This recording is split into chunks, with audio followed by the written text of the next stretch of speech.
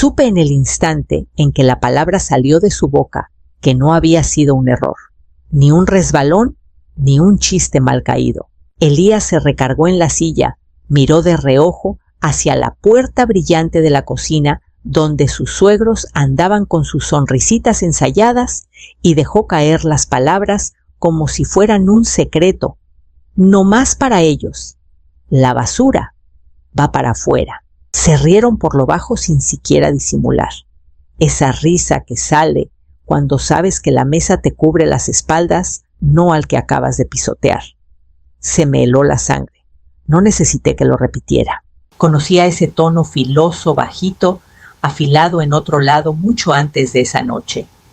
Es el modo en que habla alguien cuando está seguro de que no vas a armar pleito, cuando da por hecho que te vas a quedar calladita. No lo miré, no pregunté por qué. La plática educada siguió zumbando alrededor tenedores, chocando suaves sillas, moviéndose como si nada hubiera pasado. Ya había estado en suficientes mesas así para saberlo. Su silencio no era de confusión, era de permiso.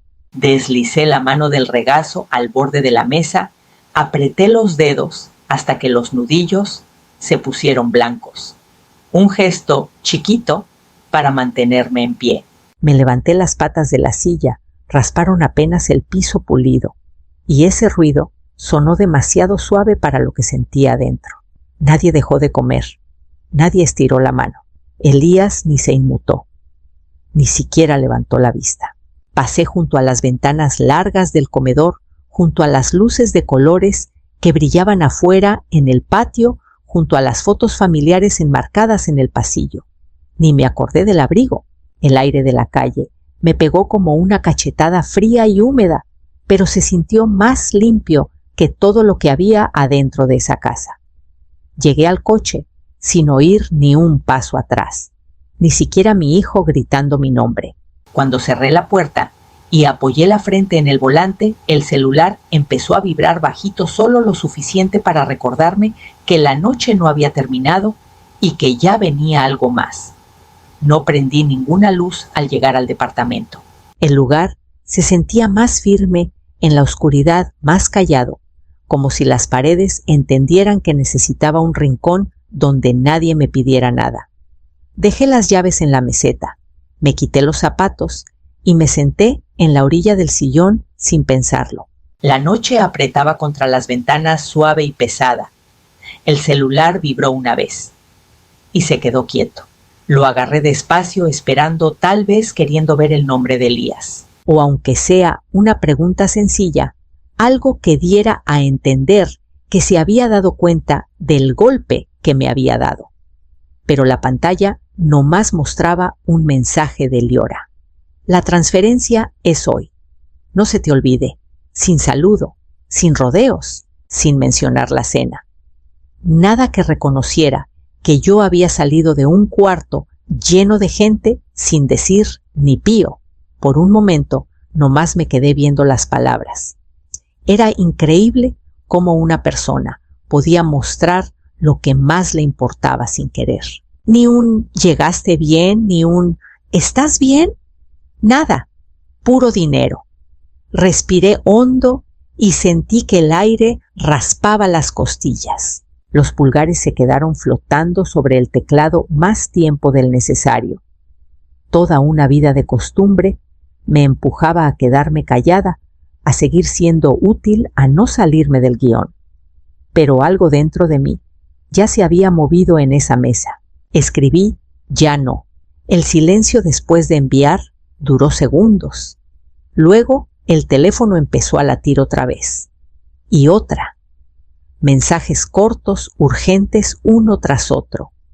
Luego las llamadas, primero Liora, luego Elías, luego otra vez Liora. Ni uno mencionaba lo de la cena, ni uno hablaba del susurro que me había cortado por dentro.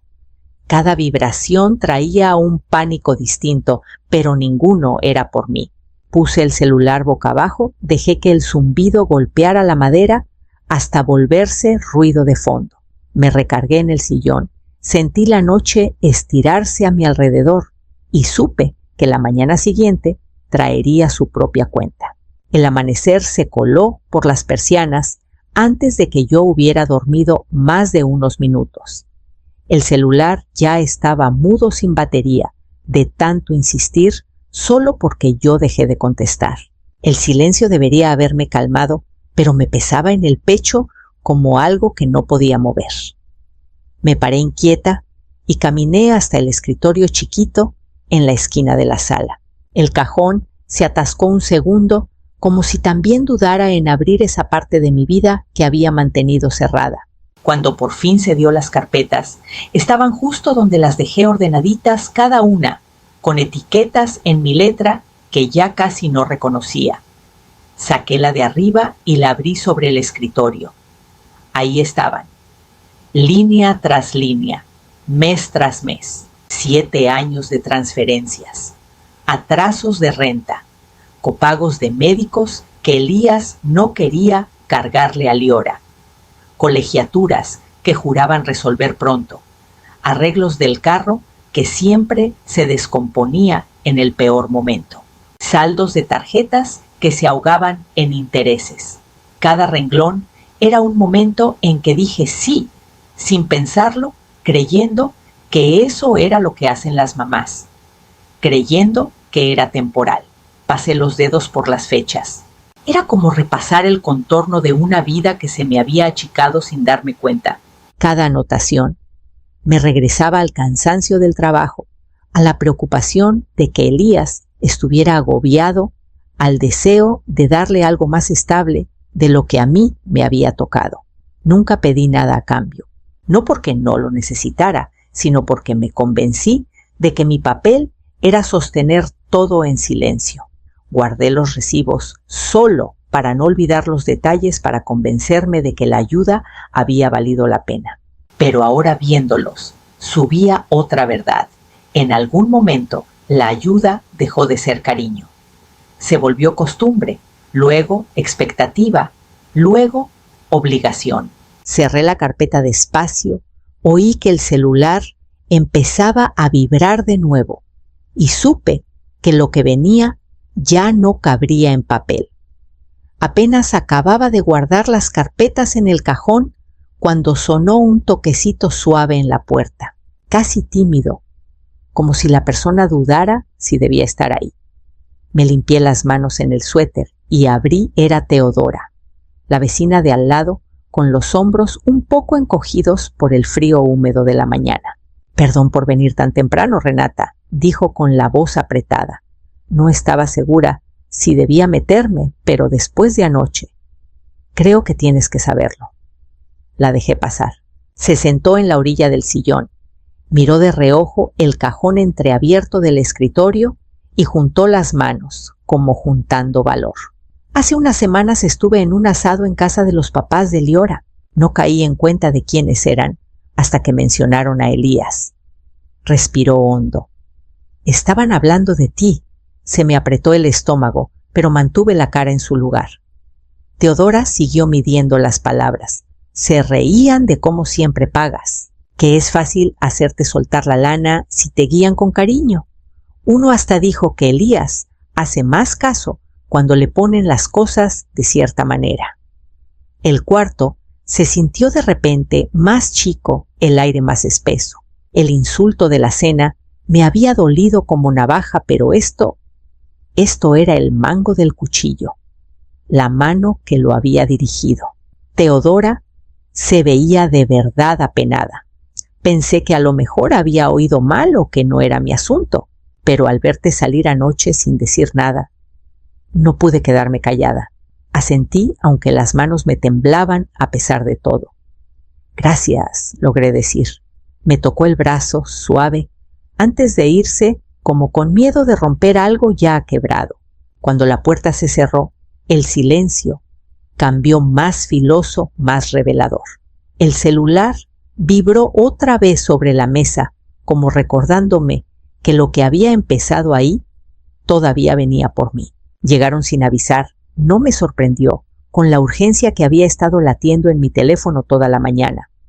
Los golpes fueron más fuertes, esta vez rápidos y acusadores. Abrí y ahí estaba Elías tieso como palo, la mandíbula apretada, y Liora atrás con los brazos cruzados, echando chispas de pura molestia. «Tenemos que hablar», soltó Elías sin saludar ni nada. «¿Por qué paraste la transferencia?» Los dejé pasar. Ya tenía la mesa del comedor lista, las carpetas extendidas en hileras ordenadas. No para darles un espectáculo, sino porque necesitaba que la verdad estuviera ahí a la vista, papel, tinta, cantidades, fechas, sin adornos ni mentiras. Elías se frenó en seco al verlas. Liora ni las miró. Fue directo al otro lado de la mesa, clavándome la vista en vez de ver las pruebas. «Esto se siente innecesario», dijo cortante. «Sabes que hemos estado apretados. Pudiste hablarnos antes de cortar de tajo». No le contesté. En cambio, jalé la carpeta más cercana hacia Elías y la abrí. «Estas son las transferencias del primer año», dije bajito, «y estas del segundo». Y así sigue. Él miró las páginas, las cejas frunciéndose mientras seguía las columnas. Vi cómo cambiaba su cara, incredulidad, y luego algo más pesado, como si se le cayera un peso encima. «¿Tú pagaste todo esto?», murmuró. «Cada renglón», respondí. Liora soltó una risita seca. «Siempre pensamos resolverlo nosotros. Tú ofreciste. A veces hasta insististe». La miré a los ojos. «Ayudé porque quise apoyarlos, no porque fuera mi obligación». Elías levantó la vista, olvidándose un momento de los números. «¿Por qué nunca me dijiste?» Solté el aire despacio. «Anoche le susurraste algo a tus suegros. La basura va para afuera». No fue la palabra lo que me rompió. Fue la seguridad con que lo dijiste. Parpadeó el recuerdo, le pegó duro. Los hombros se le cayeron como si le hubieran quitado el aire. Ya casi estaba oscuro cuando oí otro toquecito suave en la puerta. No los golpes urgentes de antes. Este era lento, dudoso, como si quien estuviera afuera no supiera si merecía entrar. Abrí y ahí estaba Elías solo en el umbral, hombros hundidos, sin rastro de la seguridad de horas antes.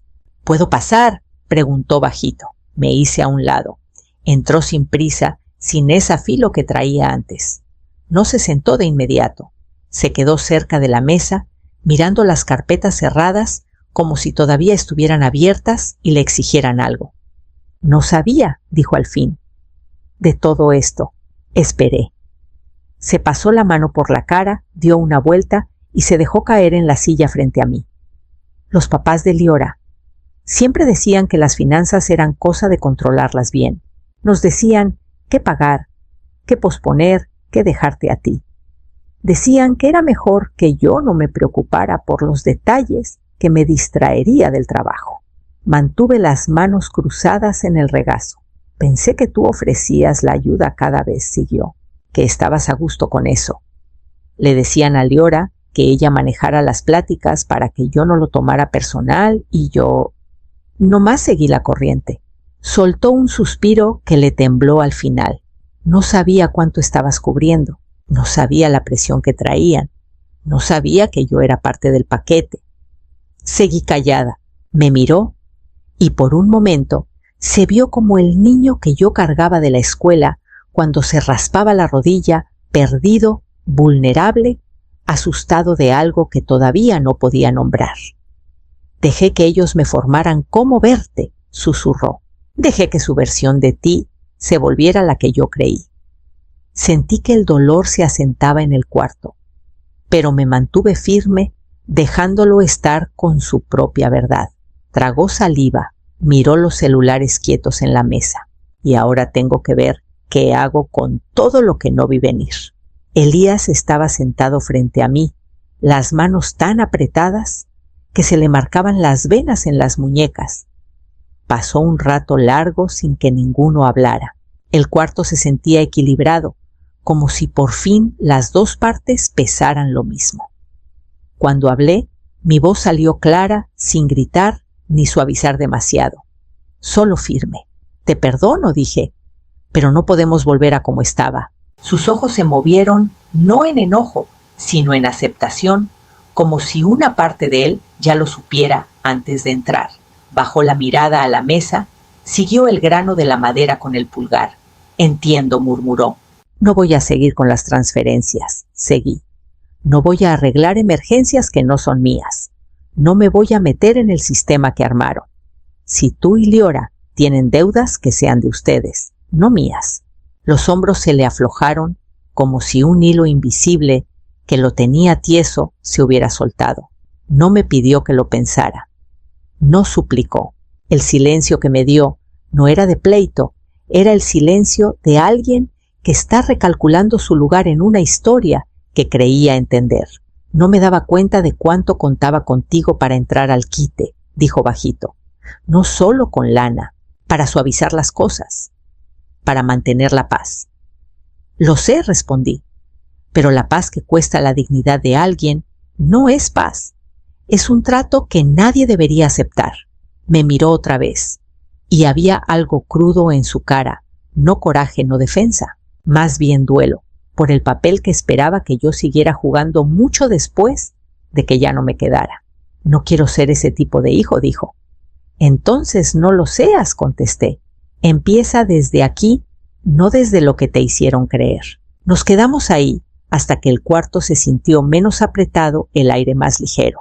Cuando Elías se levantó para irse, sus pasos eran más lentos, más firmes, como si pesara más y a la vez más liviano. A la mañana siguiente, los mensajes cambiaron de forma. Ya no venían directo de Liora o Elías, sino de números desconocidos con tonos cortantes llenos de urgencia y suposiciones. No tuve que adivinar de quiénes eran. Cada palabra traía el ritmo de los papás de Liora. Elías me reenvió uno sin comentario. Tu mamá tiene que entender que esto nos afecta a todos. Dile que lo piense bien. Otro llegó minutos después. Ella está tomando una decisión emocional. Recuérdale su responsabilidad. Responsabilidad. La palabra se quedó en la pantalla como acusación al revés. Dejé el celular boca arriba en la mesa para ver cada nuevo intento sin dejar que me jalara. No necesité abrir todos para ver el patrón presión envuelta en cortesía, culpa disfrazada de preocupación, órdenes disfrazadas de consejo. Al mediodía, Elías llegó otra vez, hombros rectos, pero ojos cansados. No se sentó. Se quedó en el marco de la puerta, celular en mano. Me están pidiendo que te maneje, dijo. Palabras de ellos, no mías. ¿Y qué les dijiste? Pregunté. Que no lo voy a hacer. Soltó el aire y sonó como si soltara días de tensión. Están en pánico. Pensaron que ibas a volver a tu lugar. Pensaron que yo podía convencerte. La honestidad en su voz me calmó algo por dentro. Asentí. Su pánico no me toca cargarlo. Miró hacia la mesa, donde las carpetas seguían apiladas. Siempre se las dieron de los estables, como si nos ayudaran a llevar la carga. Pero todo este tiempo han estado apoyados en ti. Tendrán que pararse solos, dije. Elías se pasó la mano por el pelo. No saben cómo. Eso no me toca enseñárselo. El cuarto se llenó de un silencio que ya no pesaba tanto. Era más claridad que tensión. Elías guardó el celular en el bolsillo, como guardando una carga que al fin reconoció que no era suya. Cuando se fue y cerró la puerta, suave la casa quedó quieta otra vez, lo suficientemente quieta, para que yo sintiera cómo mi propia vida empezaba a tomar otra forma. En los días que siguieron, el silencio del departamento cambió. Ya no era ese silencio tenso que espera el próximo golpe o la próxima crisis. Era un silencio más tranquilo que dejaba espacio para mis propios pensamientos, mis propias decisiones. Pasé una mañana revisando mis cuentas con una claridad que no tenía desde hacía años, cerrando algunas, poniendo límites que hasta el papel entendía. Después me volví al departamento mismo. Empaqué cosas que tenía por costumbre, no por cariño, recibos viejos que ya no servían, ropa que no usaba en años. Cositas que compré en momentos en que dar me parecía más fácil que recibir. Cada caja que salía, los cuartos respiraban más hondo. Una tarde, abrí la laptop y busqué algo que no me había permitido pensar en mucho tiempo. Un taller de cerámica al otro lado de la ciudad ofrecía un curso profesional 10 semanas, con las manos en la masa, algo que yo adoraba, antes de que la vida se achicara entre cuentas y obligaciones. Leí la descripción 3 veces antes de darle en inscribir. Fue como pisar tierra firme que no sabía que me faltaba. Unas noches después, Elías tocó otra vez. Esta vez no se quedó tieso en la puerta. Entró despacio, mirando alrededor, como si el departamento mismo hubiera cambiado. ¿Has estado ocupada?, dijo notando las líneas más limpias del lugar, las cajitas listas para donar. Sí, respondí no más. Se frotó las palmas, gesto nervioso que le conocía desde chiquito. He estado pensando en lo que dijiste, en empezar desde aquí.